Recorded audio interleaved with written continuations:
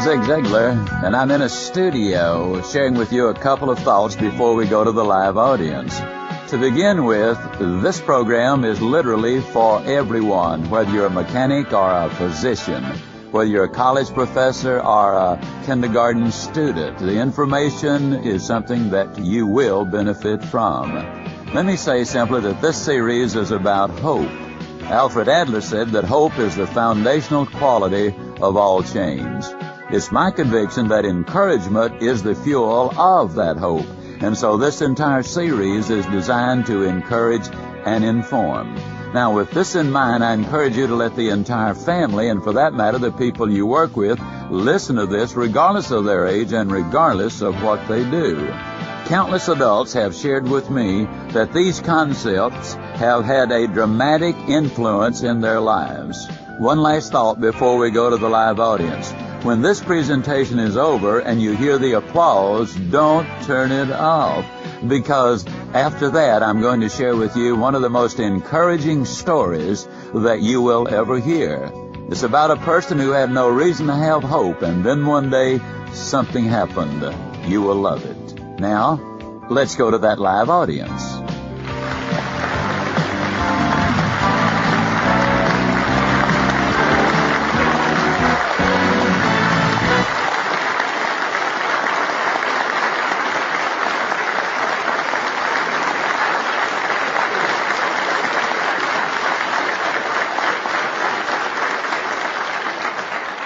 In the first 77 seconds of this presentation, I will give you an idea which you will agree is absolutely significant. In the first 12 minutes, I will give you 4 concepts that if you will apply them will make a difference in your life. As I present them to you, you're going to be thinking to yourself, you know, I like that, I'm going to remember it. But the reality is, when I finish this presentation, virtually none of you who are listening to this could give all 4 of them back to me. And that's the reason we will encourage you to listen over and over and over, because repetition is the mother of learning. That makes it the father of action. That means it's the architect of accomplishment. Now, let's start with this. How many of you have ever either heard me before or else this will be your first time? Could I see your hands, please? All right. Now, the second question is kind of tricky, so stay with me. How many of you honestly and sincerely believe, as a matter of fact, you're totally convinced beyond any doubt, there's something you can specifically do in the next 2 weeks that would make your personal life, your family life, and your business life all worse? May I see your hands in the live audience, okay?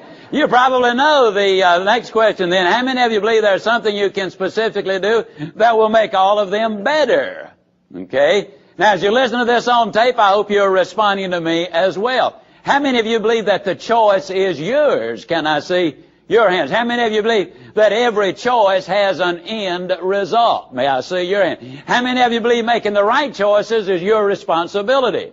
All right. Now, in these seconds that we've been talking, and it's actually a little less than 77 seconds, here's what you have said, whether you realize it or not. You have just said that regardless of how good or bad my past has been, regardless of how good or bad my present is, there's something I can specifically do now that will make my future either better or worse, and the choice is mine. Now, folks, that's profound. I'll always tell you when I've said something profound. And the reason I do is I found out a few years ago that an incredibly high percentage of my audiences do not recognize my profound statements when I make them unless I tell them this is profound. Now, this is going to involve a lot of communications. We had a lady right here in Dallas went down to see her attorney about a divorce. And the lawyer said, "What's the problem?" And she started rambling. He said, "No," said, "be specific." And she said, "Like how?" And he said, "Well, do you have any grounds?" She said, "Oh, yes." Said, "As a matter of fact, we got about 40 acres right out here on the north end of town." He said, "No, that's not what I'm talking about." Said, "Do you have a grudge?" She said, "No, but we got a really neat little carport there right on the side of the house." And he said, "Woman, we need to make this personal." She said, "Like how?" And he said, "Well, does that man ever beat you up?" She said, "Oh, no." Said, "I'm up every day at least an hour, hour and a half, 2 hours before he even turns over." And he said, well, do you accept any responsibility for the difficulty? And she said, like how? And he said, well, for example, do you ever wake up grouchy? She said, oh, no. Said, I just let him get up on his own, whenever he will. And he said, well, why do you want to divorce the man? And she said, well, the guy just can't communicate. Now, we're going to try to make the communication such that as you listen to this tape, you will have no difficulty understanding exactly what I am talking about. Everything is choice. For example, for 24 years of my adult life, by choice, I weighed well over 200 pounds. Now, the reason I say by choice is simply because I have never accidentally eaten anything. Always a choice. Now, if I choose to eat too much, then I have chosen to weigh too much. You are where you are in many ways because of a series of choices that you have made. Now, I'm the 10th of 12 children. I asked my mom one time, I said, Mom, why so many? And she said, well, son, where do you think I should have stopped?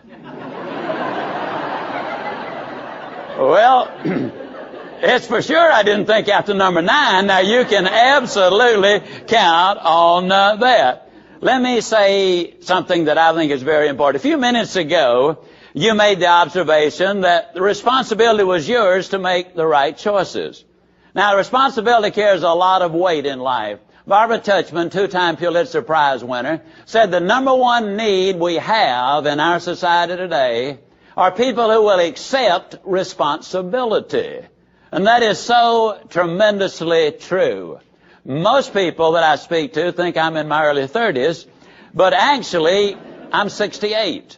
Now what that means is I was raised during the Depression. My dad died when I was 5 years old. There were 6 of us too young to work. Small Mississippi town, Yazoo City. We don't even have a village drunk. We share with a little community, next to us. But it's exciting. About once a month a train comes through town, and I know that doesn't sound like excitement until I explain we don't have tracks there, and then that, that puts it in a different category. It really does. We used to hang a mirror at the end of Main Street, make the town look bigger. Well, anyhow, small Mississippi town. Now, let me say something here. I can tease about my hometown for one very good reason. It's an amazing little town. Former President of the American Medical Association from Yazoo City. Former President of the American Bar Association from Yazoo City. Former President of the Southern Baptist Convention from Yazoo City. The former editor of Harper's Magazine is from Yazoo City. Former Secretary of Agriculture is from Yazoo City. Chairman of the Republican Party is from Yazoo City. Jerry Clowers is from Yazoo City. Now, I have no idea what happened to the other 3.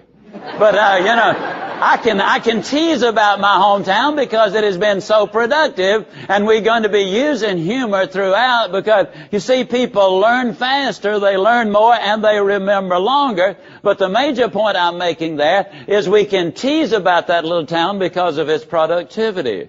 People who are confident and productive, they don't mind you kidding them along. Good, clean kidding and humor, I think, very definitely has a place.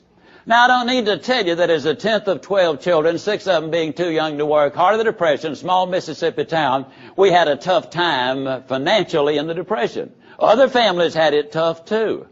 But I'm so grateful that for whatever reason, I did not choose to notice what we did not have. What I did notice is what a lot of people did have in that little town. See, even in those times, I noticed some people wore nice clothes. They drove nice cars.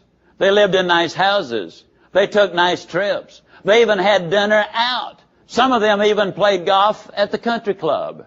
You know what I've noticed in every decade of my life since, and this is the message I really want you to get right here. I've noticed that regardless of the economy, there are some people who don't pay any attention at all to it. As you well know, the media has accurately predicted 27 of the last 2 recessions.